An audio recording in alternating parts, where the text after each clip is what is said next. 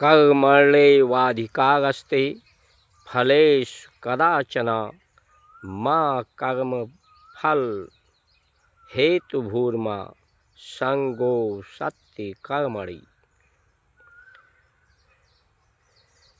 कर्म करने में आलस न कर, कर्म अधीन विश्व रच राखा, लेकिन कर्म के फल पर, कर्मों के परिणाम पर चिंता न कर, उस पर तुम्हारा अधिकार नहीं है।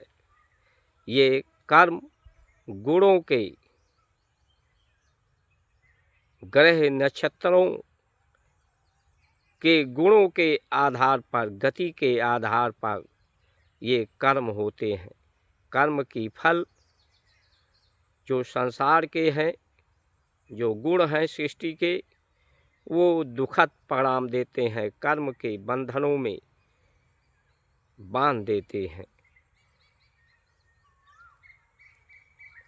इसलिए ये जो फल का कर्म भूमि है, इसका जो कारण है, हेतु है, वो सत्य का संग है। सत्य के संग के लिए कर्मणि है, कर्म कर। सत्य क्या संग क्या है कि हर कोई एक संपूर्ण जगत का, परमात्मा का, ब्रह्म का, ब्रह्मांड का, प्रकृति का, प्राणियों का, सभी की एक जरूरत है। संपूर्ण लोगों की संपूर्ण लोग जरूरत है। तो संपूर्ण लोगों की जरूरत, संपूर्णता की जरूरत पूरी हो सके। धरती की जरूरत पृथ्वी की दुर्गंध है, क्योंकि उससे दुर्गंध पैदा होती है। उसकी वस्तु उसे वापस करके संसार के मल, कूड़े, कचड़े जो दुर्गंध है, उसको धरती में दबा करके, धरती को वापस करके, क्योंकि उससे धरती से वनस्पति पैदा होती है, केचुए पैदा होते हैं जो धरती के अंदर छेद कर देते हैं, जिससे धरती जल, वायु, अग्नि, आकाश सभी तत्वों को धारण करके शांति और शक्ति और उससे वो फल, फूलों, वृक्षों, वनस्पतियों से ढक जाती है। उसकी अपने आवरण को, अपनी लज्जा को ढकती है। वो भी, पृथ्वी भी नारी है, इंद्रियां भी नारी हैं, प्रकृति भी नारी है।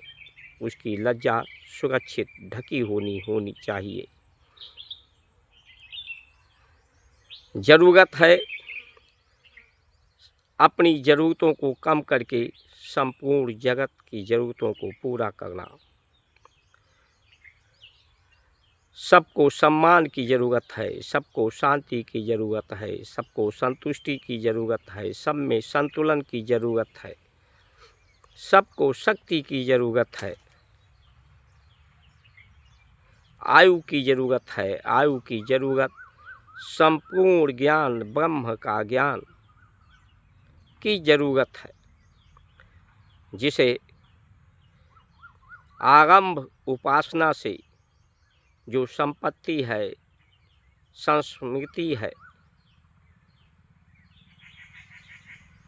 वो जब समर्पण, आत्मसमर्पण हो जाता है कि मैं कर्म का माध्यम हूँ, करता नहीं हूँ।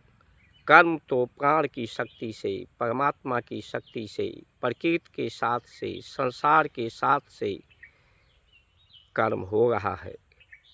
इसलिए जब अपना ध्यान केंद्रित करता है, अपनी स्थिति को स्थिर करता है, संपूर्ण स्थिति को, तो उस समय जो प्रेरणा शक्ति उसे मिलती है, प्रेरणा मिलती है कर्मों की, वो परमात्मा के अनुकूल मिलती है और वो शक्ति को धारण कर पाता है। ये रक्त का प्रवाह जब स्थिर होता है फेफड़ों में, तो उस प्राण स्वरूप को धारण करके इसमें शक्ति, शांति, आलोक, प्रकाश उत्पन्न होता है। तो ये हमारी जो संस्कार संस्कृति है, सबकी ज़रूरतों को पूरा करने के लिए, संपूर्णता को, सबका ध्यान रखने के लिए, सबको संभालने के लिए, सबकी जिम्मेदारी एक दूसरे को संभालने के लिए है।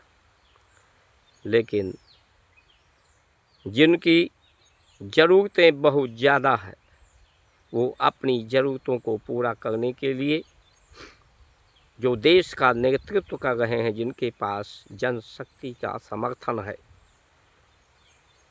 वो अपनी ज़रूरतों को अधिक बढ़ा करके अपनी ज़रूरतों को पूरा करने के लिए दुनिया की ज़रूरतों को बढ़ाते हैं।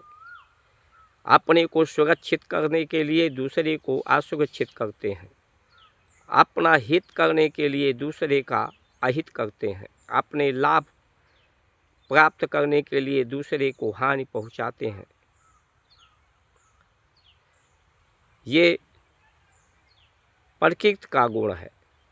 और जब प्रकृति के गुणों से लोग निवृत्त होते हैं, साधना के माध्यम से, समर्पण के माध्यम से,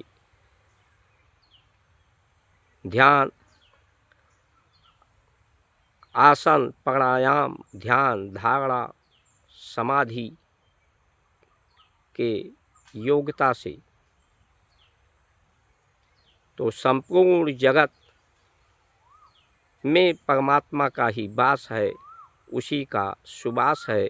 इसलिए प्रकृति को सुगंध चाहिए। दुर्गंधित वस्तुओं को सुगंधित में परिवर्तित करके सुवास पैदा होती है। सुवास ही, सुगंध ही, शांति ही सबको पसंद है। जय श्री राम।